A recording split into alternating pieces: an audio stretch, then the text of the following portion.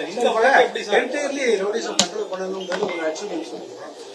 சில ஸ்டேஷன்ஸ் வந்து men power கம்மியா இருக்குன்ற மாதிரி ஒரு குற்றச்சாட்டு, அதெல்லாம் பார்த்தோம். அதை களையக்கூடிய நடவடிக்கை எடுப்போம். நீங்க ஆல்ரெடி வந்து நார்த் அடிஷனல் கமிஷனர் இருக்கும்போது ஒரு கேங்ஸ்டர் ஸ்கீம் ஒன்று வச்சிருந்தீங்க. இப்போ அந்த கேங்ஸ்டர் பார்க்குறேன், செக் பண்ணுறேன். செக் பண்ணிட்டு எதெல்லாம் ரிவைவ் பண்ணுமோ பண்ணுவோம். இல்லைன்னு சொல்லி பார்க்கலாம், செக் பண்ணுவோம். இந்த போதைப் பொருள் புழக்கம் வந்து அதிகரிச்சு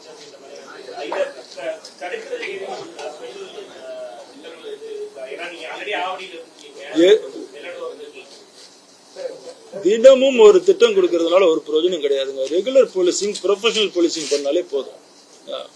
போலீஸ் அதிகாரிகளும் சரி, காவல் அதிகாரிகளும் ஆளுநர்களும் அவங்களோட பொறுப்பை உணர்ந்து பண்ணக்கூடிய ப்ரொஃபஷனல் போலீஸுமாங்க. அதை ரெகுலரா பண்ணாலே எல்லா குற்றங்களும் குறையும். அதை பண்றதுக்குள்ள ஏற்பாடுகள் பண்ணுவாங்க. ஆம்ஸ்ட்ராங் வழக்கு பத்தி நான் கருத்து சொல்ல முடியாது. இப்பதான் வந்து நான் பொறுப்பு ஏற்றிருக்கிறதுனால இதுக்கு மேலதான்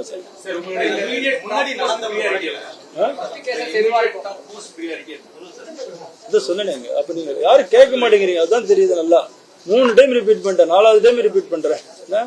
சட்டம் ஒழுங்கை மெயின்டைன் பண்ணணும்.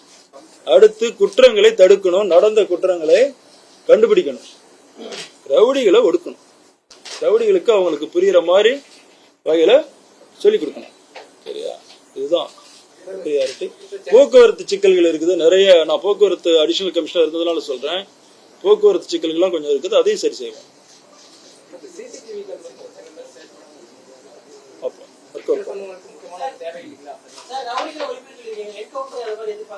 என்கவுண்டர்ன்றதெல்லாம் அப்படி ஒரு இதே கிடையாது.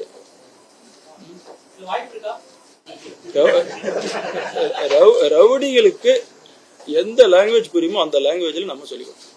சரியா?